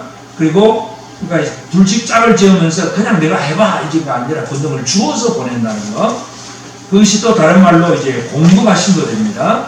마가복음 6장 8절 9절 명하시되 여행을 위하여 지팡이에는 양식이나 배낭이나 전대의 돈이나 아무것도 가지지 말며 신발 신고 두부록도 입지 말라. 하나님과 공급하신다. 어디 가서든지 평안을 선포하고 그리고 그 사람 받아들이면 그 사람 집에서 주는 거 먹고 마시면서 전도하고 그 사람이 평안을 안 받아들이면 그냥 뭐 먼저 떨어지시거나 다 떨어버리고 나오고 그러면 결국 하나님은 공급하신다는 얘기죠. 그러니까 예수님은 사역자들을 보내면서 일할 수 있는 권능도 주고 환경도 만들어 주시는 분이 바로 예수님입니다. 그리고 이제 사역의 대상도 가르쳐 줍니다. 사역의 대상은 누구냐? 첫 번째는 마태복음 10장 5절 6절 시작.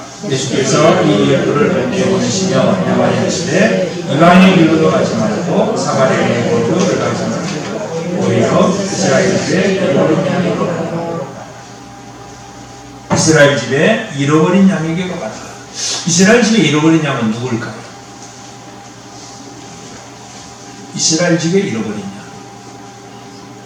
유대인들 지금 바리새인 베드로나 이 12사도들의 입장에서 생각을 해보면 이스라엘 집에 잃어버린 양.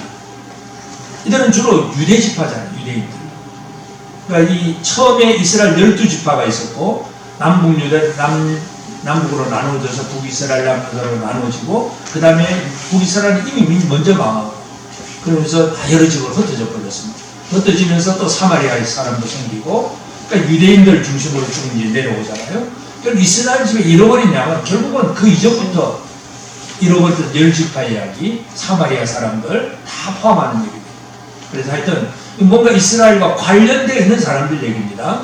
그래서 적어도 이스라엘 예수님이 예루살렘, 온 유대, 사마리아 땅끝 얘기했을 때 적어도 유대 땅끝, 유대와 사마리아 사람들, 이 사람들이 바로 어느 정도 관련되어 있는 사람들, 문화적으로나 어떤 전통적으로 예수를 알고 기독교인인 사람들, 이런 사람일 수도 있죠.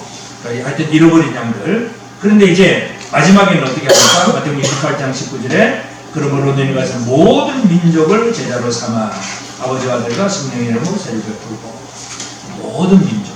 그래서 처음에는 좀 말이 통하는 어떤 문화적으로 또 모든 면에서 좀 통하는 사람에게 쉽게 접근하게 하지만 그 다음에는 모든 민족에게 가게 하십니다.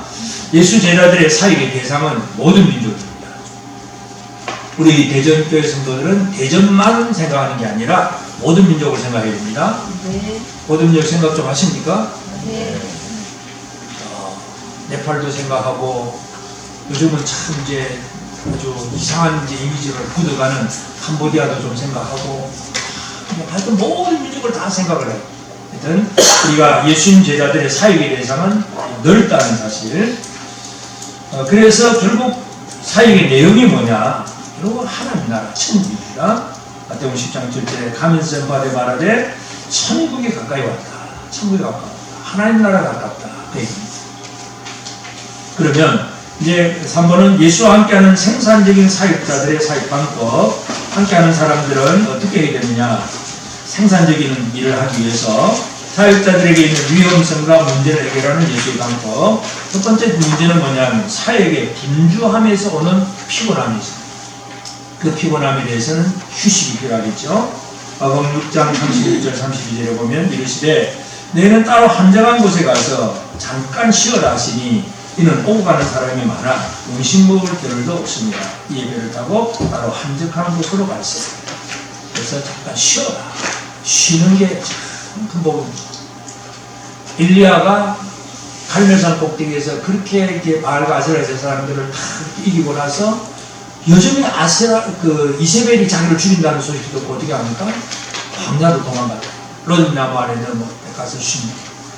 근데 로뎀나무가 어떤 나무일까요? 로뎀나무. 우리가 카페 같은데 로뎀 카페 아주 쉽고 멋있는 곳인데 로뎀나무는 가시덩굴이에요. 광야는요 제대로 쉴 곳도 없어요. 가시덩굴 하나가 그게 그냥 진짜 좋은 나무는 에셀나무, 아브라함이 심은 에셀나무. 이건 좀 버드나무 가지처럼 우리나라 수양버들처럼 가지도 크고 아주 그늘도 많아요.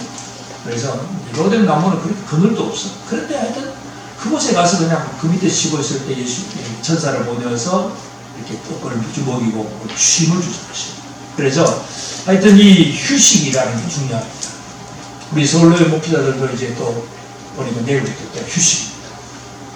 목사님도 가만 보니까 휴식 잘 못할 것 같은데 수요일 저녁에 와서 또 예배 드린다네. 목회자가 그거 쉬어야 또 휴식인데 그거 못 쉬면 휴식도 안 되는 것 같은데 하여튼 이 분주함에서 오는 피곤함 그건 결국은 사역을 망치는 거예요. 그래서 육체를 가진 인간인지라 쉬는 게 중요합니다. 그래서 예수님이 한적한 곳에 가서 잠깐 쉬어라 제자들에게 그런 얘기를 합니다. 또 한 가지 생산적인 사역자에게 대한 기본적인 마음, 사역의 대상을 불쌍히 여기는 마음, 이 마음을 잘 유지하는 게 중요합니다. 마가복음 6장 34절에 예수께서 나오사 큰 무리를 보시고 그 목자 없는 양 같음으로 인하여 불쌍히 여기사 이에 여러 가지로 가르치시다. 이 불쌍히 여기는 이 마음을 품고 잘 가르치는 게 중요합니다. 마지막 네 번째 명령은 내 안에 거하라. 이제 십자가를 앞에 두신 예수님이 마지막에 주신 명령, 이제 예수님 떠나가잖아요. 없어집니다. 보이지 않습니다. 함께 있던 예수님이 떠나가면서 마지막으로 주신 말씀은 내 안에 거하라 하는 말씀을 줍니다. 내 안에 거하라. 이제 이것은 뭐냐? 그리고 내 안에 거하라는 얘기는 요한복음 14장, 15장, 16장, 17장 이제 이게 아주 성경에서 중요한 장인데 예수님 사역에서 그래서 14장 이제 십자가를 앞에 두고 이제 예수님 죽을 것 같은 십자가 얘기를 하니까 제자들의 상황이 뭐냐? 14장 1절에 보면 너희는 마음에 근심하지 말라. 하나님을 믿으니 또 나를 믿어라. 근심하지 마라. 제자들이 근심이 때문에 예수님 떠나간다고 하니까 당연히 근심할 수밖에 없죠. 근심하지 마라. 그러면서 예수님께서 어떤 명령을 주시느냐? 첫 번째는 요한복음 13장 1절에서 제자들을 끝까지 사랑하는 마음, 제자를 사랑하는. 그래서 세계명을 주는 하면서 제자들을 사랑하는 마음을 예수님께서 끝까지 사랑하는 마음을 그냥 예수님께서 이제 있다는 것을 분명히 강조를 하고 그 다음에 15장 7절에서 사역의 성취를 위한 마음 그 다음에 15장 8절에 아버지 영광을 위한 마음 이게 예수님의 마음인데 이 마음을 가지고 예수님이 제자들에게 말씀을 하시는 거예요. 그래서 이제 이 중요한 것은 이제 15장에 보면 이제 그뒤에 나오겠지만 이제 포도나무 비유를 했어요. 포도나무 비유하면서 나의 안에 거하라 하는 말씀을 줍니다. 그래서 예수님께서 이렇게 명령을 주시면서 제자들을 끝까지 사랑하시고 자기 사역을 십자가를 지고 죽기까지 이루고 어떻게 하든지 하나님 아버지 영광을 위해서 사시겠다고 하는 거 이게 예수님이 가지고 있는 마음인데 그러면 내 안에 거하라는 이 명령의 내용이 뭐냐 이건 내 안에 거하라는 말과 15장 9절에 나오는 나의 사랑 안에 거하라는 말이 계속 같이 나옵니다. 결국 이 같은 말이라는 얘기죠. 내 안에 거하라는 말과 나의 사랑 안에 거하라는 말과 같습니다. 그래서 예수 사랑 안에 거하는 방법은 예수님의 계명을 지키는 거예요. 계명을 지켜야 예수를 사랑하는 것이고 예수께서 제자들에게 준 계명은 서로 사랑하라. 새 계명을 주는 너희가 서로 사랑하라. 그래서 이제 예수 안에 거하면 어떤 일이 이루어지느냐를 이제 우리가 14장에서 우리가 살펴볼 수 있습니다. 첫 번째는 14장 1절 다 같이 시작. 너희는 마음에 근심하지 말라. 하나님을 믿으니 또 나를 믿으라. 믿으라. 예수 안에 있는 것은 첫 번째가 믿음입니다. 예수 안에 예수를 믿는 것. 다시 십자가에 달려 죽으시는 예수님이 또 죽으시고 다시 오실 것이다 하는 거처를 예비하고 또다시 거처가 다 마련되면 너희를 영접하기 위해서 내가 올 거야. 그 말을 믿는 것. 그 믿음이 바로 예수 안에 거하는 것이고, 두 번째가 14장 12절 시작. 내가 진실로 진실로 너에게 이르노니 나를 믿는 자는 내가 하는 일을 그도 할 것이요 또한 그보다 큰 일도 하리니 이는 내가 아버지께로 가느니라. 믿음 다음에 나오는 게 뭡니까? 소망. 근데 어떤 소망일까요? 내가 하는 일을 그도 할 것이요 그보다 큰 일도 할 것이다. 예수님이 하신 일보다 더 큰 일도 할 것이다. 여러분은 예수님보다 더 큰 일을 할 수 있습니다. 어찌 감히 우리가 예수님보다 큰 일을 할 수 있겠어요? 근데 예수님이 약속하셨어요. 예수님은 십자가에 달려 죽으시는 그거예요. 근데 이제 그걸 가지고 그 사실을 증거하고 목숨 걸고 생명 걸고 진짜 매맞아가면서 사도 바울처럼 그렇게 헌신하면서 도움 전하는 것. 예수님 그것은 큰 일이라고 말씀하셨어요. 그래서 오늘 우리는 그런 일을 할 수 있다는 소망을 가지시기 바랍니다. 나는 아무것도 못해 이게 아니고 못해가 아니고 나는 이렇게 할 수 있어 하는 소망. 예수 안에 거하면 그런 일이 이루어집니다. 예수 밖에서는 안 됩니다. 그리고 그렇게 될 수 있는 근거가 있습니다. 그게 바로 13절 시작. 너희가 내 이름으로 무엇을 구하든지 내가 행하노니 이는 아버지로 하여금 아들로 말미암아 영광을 받으시게 하리라. 내 이름으로 뭘 구하든지 내가 행하겠다. 그러니까 우리가 사람이 행하는 게 아니라 실제로 예수님이 행하는 거죠. 우리는 예수 이름으로 기도하면 예수님이 다 행하고 주십니다. 그래서 함께 동력하고, 그 다음에 14장 16절 내가 아버지께 구하겠으니 그가 또 다른 보혜사를 내게 주사 영원토록 너희와 함께 있게 하리라. 보혜사 성령의 능력으로 우리는 주의 놀라운 일들을 이룰 수가 있습니다. 그래서 그럼 예수님의 보내심을 본 제자는 어떻게 예수 안에 거할 수 있느냐 하는 얘기가 결국 15장에 나오는 포도나무 비유입니다. 예수님 포도나무 줄기고, 그 다음에 예수님의 제자들은 그 가지. 그래서 줄기와 가지가 예를 들어서 나무단처럼 이렇게 나무 가지를 잘라가지고 줄로 뚱뚱 묶어 놓으면 그건 한 묶음이긴 하지만 가지들은 어떻습니까? 다 따로 떨어져요. 연결이 안 돼 있는 겁니다. 이제 그냥 같이는 있는데 연합은 되어 있는데 연결이 안 돼 있어요. 연결이 중요합니다. 그래서 릴레이션이 아니라 커넥션. 그러니까 줄기와 붙어 있어서 생명이 흘러가는 연결, 이것이 중요합니다. 그래서 이 계명을 지키는, 예수의 사랑의 계명을 지키는 연결, 우리가 내 안에 거하라 하는 얘기는 예수님과 연결되어 있느냐 하는 그 얘기입니다. 여러분 예수님과 잘 연결되어 있으십니까? 예수님 마음이 내 마음입니까? 예수님 생각이 내 생각입니까? 가면 갈수록 아멘이 힘이 없으니까 연결이 되어 있어요. 예수님이 하신 마음이 내 안으로 다 흘러 들어오고 예수님 뜻이 내 뜻이고 예수님 마음이 내 마음이고 이 다 같은 마음이 되어져요. 이게 예수 안에 거하는 생활입니다.